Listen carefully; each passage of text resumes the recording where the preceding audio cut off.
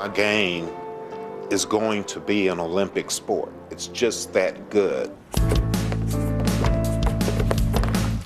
My point. Okay. You're not going to make it with this.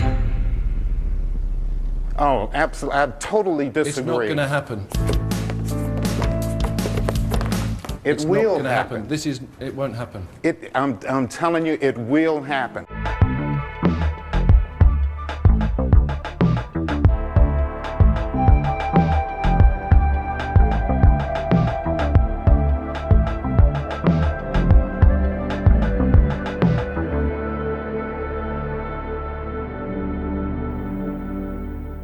Gary Vee would be a terrible pilot. Stop crying and just keep hustling. Hustle is the most important word ever. The incessant clamor of hustle worship over the last decade tells you to not have a second option for success. They say, if you're not hustling, you're losing. Hustle worship, the greatest mythology of the century, packaged and sold by modern-day boardwalk midway hawkers with pervasive internet campaigns of captioned content, air quotes, content. Everybody in this fucking room should put out 50 to 100 pieces of content a day. Rousing the masses into some results-driven hysteria. The Gary Vees of the world would have you think this is the only way to succeed. It is all ego. Viking-style burn the boats to win. It is one dimension lapped up by the masses as some new gospel of forward progression to some venture capital nirvana that doesn't exist.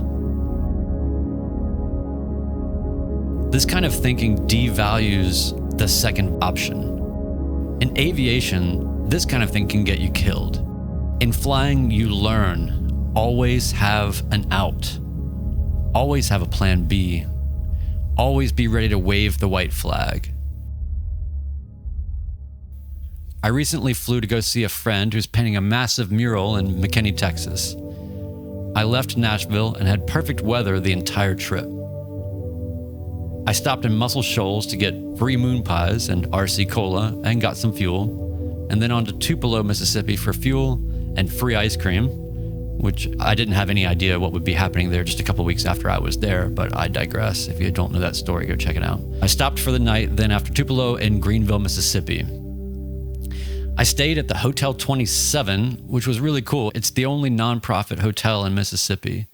It occupies the old levee board building right on the banks of the Mississippi River. A very solid concrete 3-story building that survived the flood of 1927 that it's named in remembrance of. I departed Greenville, Mississippi with more perfect weather on to Texarkana and then my final stop in McKinney. I didn't film any of my flying on this trip, but I'm sure glad I don't have any record of the landing that I had in McKinney with the crosswind gusting 15. Some things you just don't want to relive. I visited with my painter friend. I have documented his work before, but it is fair to say that his work is massively inspirational. When I got there, he was embattled with his design a little bit and not sure whether to use an image of a girl facing the viewer or away from the viewer as part of the complexion of his design. And while I was there, we pondered the impact of that decision on the entire piece. And you'll have to go to see what he ended up doing, but I will say as a subtext that he was prepared with both options and could revert to one or the other if needed. After spending a few days in Texas, I saw the weather was about to turn on a large scale all across my route home. I started off and made it only as far as Shreveport, Louisiana. I landed while the weather was still good, but storms and low clouds were coming. I had planned on my route to land as much as possible for fuel at Class Delta airports with services and options. I needed those options, turns out. The FBO in Shreveport was so helpful. They were great. They called the Hilton, got me the corporate rate, and arranged a shuttle for me. And I stayed in Shreveport for 2 nights, waiting out the weather. That was an adventure all into itself. I met all kinds of interesting people. I got to see the city and its burgeoning art district. I even got to catch a glimpse of Dog the Bounty Hunter getting into a car, which was weird, but and I think he would make a terrible pilot also, but again, I digress. The weather was going to be marginal VFR, but I had a few hours of a window where I could get out if I could get out low and head on. I was fully prepared to turn right back to Shreveport if I didn't like anything that was going on. I also knew the entire way I could divert just about anywhere to the north and be in suitable conditions.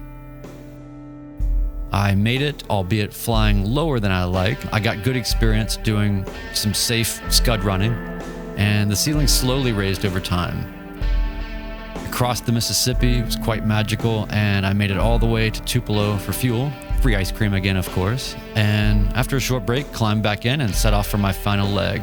Storms were popping up and looming around, and I knew that anytime I needed to do anything different, it was going to be go to the north.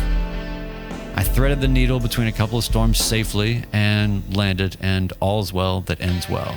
It was a great adventure, a great flight, and I was very happy to have that experience, even getting stuck. I was ready to get stuck again on that whole trip. I was ready to be late returning the airplane. I was ready to not win. I was ready to fail. I always had an out. My success measurement is always being safe, not burning my boats, and resisting the urge to press on. Basically, just to not do whatever Gary Vee would do. Always give yourself a second chance. Always have an out.